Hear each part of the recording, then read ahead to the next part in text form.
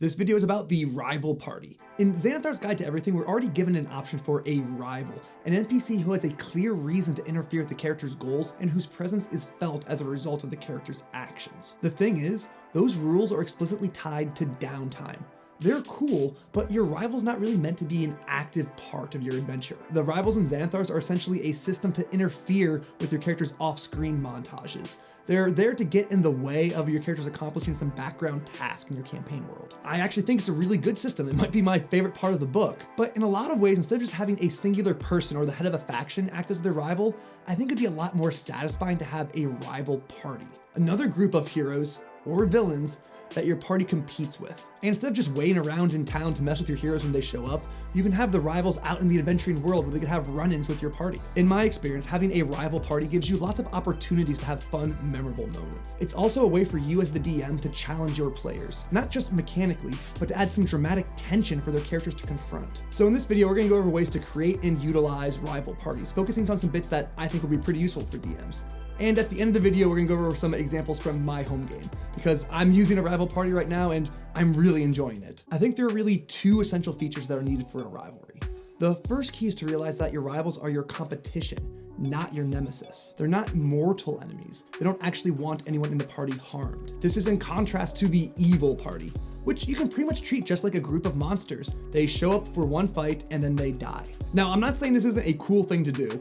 I love having people that my PCs have pissed off send bands of unscrupulous mercenaries after them. And Matt Mercer uses the evil party to great effect in the second half of the Ripley Percy arc. But it's not the same thing as a true rivalry. You are opposed to your rival in your goals, but not necessarily in your values. You should want to beat them, not kill them. And the whole not wanting your rival dead is kind of nice too, because the second key feature for a rivalry is they are recurring. Lasting, repetitive competition forms the basis of the relationship. Knowing that you'll face your rival again increases the tension through anticipation, which gets resolved at the end of each confrontation before starting again. Through this cycle, continually engaging with your rivals strengthens the competitive relationship. A really great way to create strong rivals out of what could otherwise just be adversaries is you personalize them based on your characters. The rival party isn't just any old band of adventurers. As DM, you've customized them to connect with your group. And there's a couple different ways you can do this. You can use backstory. There is a certain someone from the PC's past that they've built a competitive animosity towards.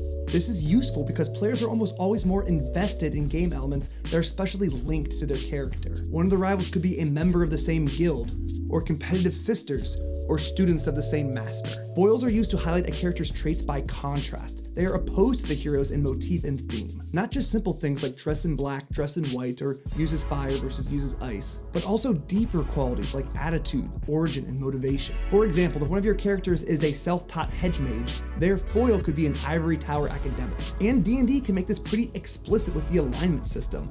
Lawful good is the foil to chaotic good. They both want to do right, but differ drastically in their methods. The last one is mirrors, which are a reflection of the character, but reversed in one way. Having to face a copy of oneself is a common adventure trope, and no doubt a lot of players will probably find this a lot of fun.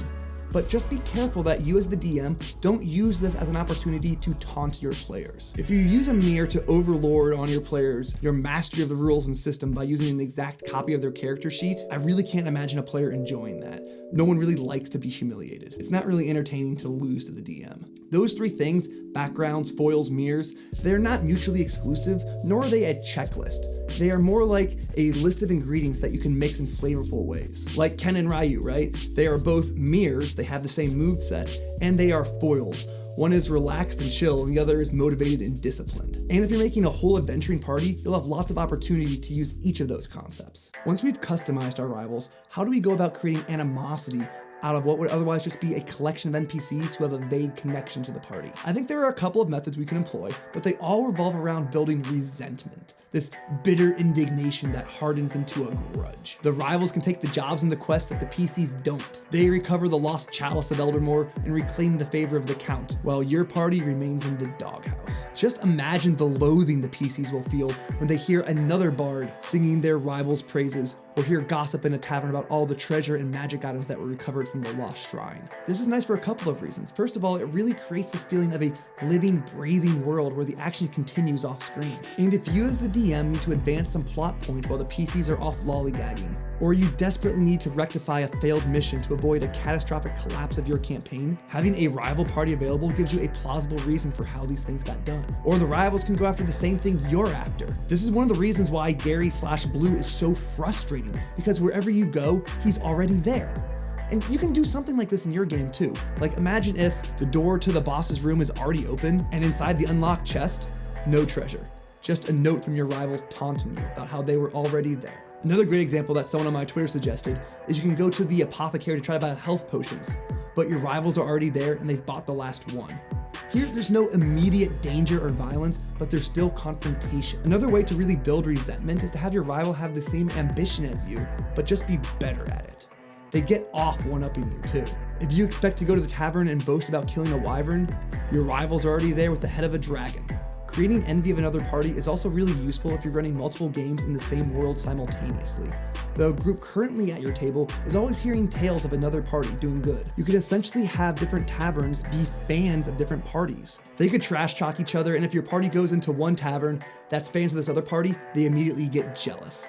Or if they go into a tavern that hates that other party, and they're jealous themselves, well, they've just made some fast friends. If you have spent any time playing RPGs, you will know that your party's gonna end up wanting to fight their rivals. And that's pretty understandable. They want to show off their cool powers. It's part of the reasons why you want to play the game. And there's always one person in the group who's willing to push things just a little far. So when things do come to a fight, I think it's your job as the DM not to end the fight, but to try to de-escalate it through your narration. You can use your tools as narrator to try to reframe what's about to happen, not as a fight to the death, but just a brawl. Even if the hothead in your party gets the first shot off, you don't have to describe it as them, being wounded. There are lots of ways you can narrate a decrease in HP. It's a near miss. They expended some energy to avoid the blow, or they shaved off some luck. Whatever you need to do. Another thing I'd recommend is you can use the dialogue that the rival party is saying to suggest that they don't really think you're shooting to kill. Hey, watch it! What are you doing? That really hurt! There's all sorts of things you can inject in there to really give the feeling that it's not as serious. You could also have your rival party use non-lethal spells and damage.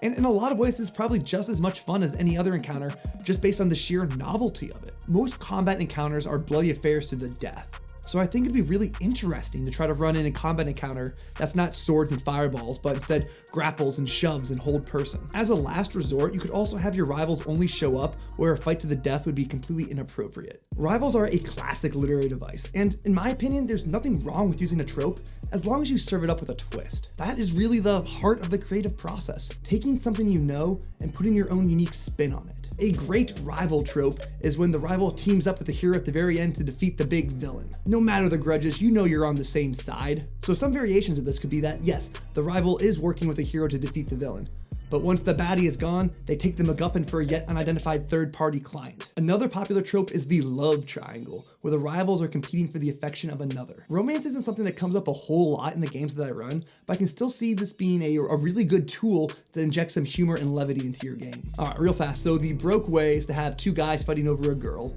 The woke way would be any two people fighting over the love of any third person. And I guess a bespoke way would be that the rivals come to realize that they actually love each other. In fact, yeah, now that I'm thinking about this, having the rivals be each other's love interest over time actually is kind of cool. They realize they don't care about the dame, what they really care about is each other. And this last one, well, I'm not really sure I would ever use it, but it's an interesting idea, so it's worth mentioning. You can use your rival party as a deus ex machina to get your group out of a potential TPK. They can show up at the last minute to rescue them. Your party is deep in the dungeon, about to get wiped out by the monster guarding the MacGuffin, when suddenly the rivals show up. They're after the MacGuffin too, and they're gonna rescue you from your deadly peril.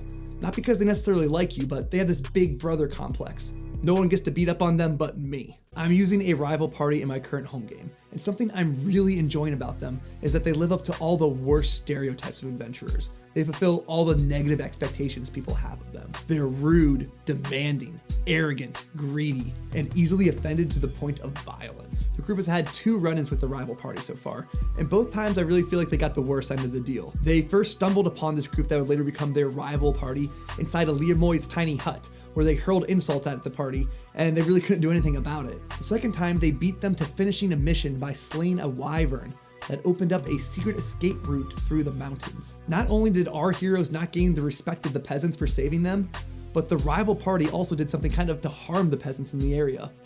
Instead of opening up the passage, they set a troll there and chained it in place so that everyone passing through would have to pay a toll. Yeah, the rival party made a toll troll for profit. You can actually check this out in the streamed video. So those are some ways I've already built up resentment to their rivals, and here are the ways that I've customized them. The first rival is a halfling gentleman thief.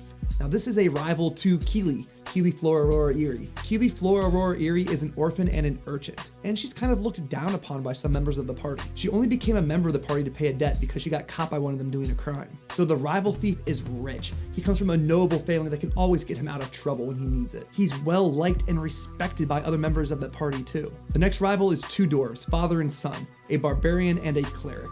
The barbarian is going to be a storm barbarian, a mirror of Melvin, our gnome storm barbarian. And the red dwarf cleric is also going to mirror Thea, our red dwarf cleric. Because I know Thea's relationship with her fathers and her sort of isolation from the rest of dwarven culture, sort of a point of tension, I'm really gonna play up how this father and son get along, how well liked they are, and how much the red god approves of their relationship. The next rival is a warlock that serves as a foil to the paladin Huck. Huck is starting to resent his oath to the Palmers. Gaia hasn't intervened to heal his leg despite his devotion. And he knows that there are people keeping secrets inside his order. And whatever secrets he knows, he can't tell his friends. He's sworn to secrecy. In contrast, this warlock is going to get all the information and support he needs from his patron. There's also going to be a half-elf mage who's going to have some sort of relationship to Effie. Effie is our elven mage, and they're going to come from the same school. They had some sort of relationship going on in their past. I'm gonna have to talk to Effie's player to see what she wants to do, how they think they're gonna relate in their background. But I think having some sort of tie from their past would be really, really useful. Yeah, that's it. That's the video, folks. This was a long video on rivals, but it's a topic that doesn't get a whole lot of discussion. I've never heard anyone else talk about the rival party, so I wanted to present a whole lot of cool ideas. Galder's Gazetteer is humming along. People have about 3 weeks left to submit their content. So if you haven't done that already, make sure you fill out that form. And if you don't have the form, send me an email and I'll make sure that you get it. The third playtest packet is going to be out by the end of the month. I'm probably going to do some streams really soon, going over the editing and design process. So if you have any thoughts on rival parties, if you have used rivals in your game, or if there's something that you think I've missed about how to talk about rivals, be sure to let me know in the comments below.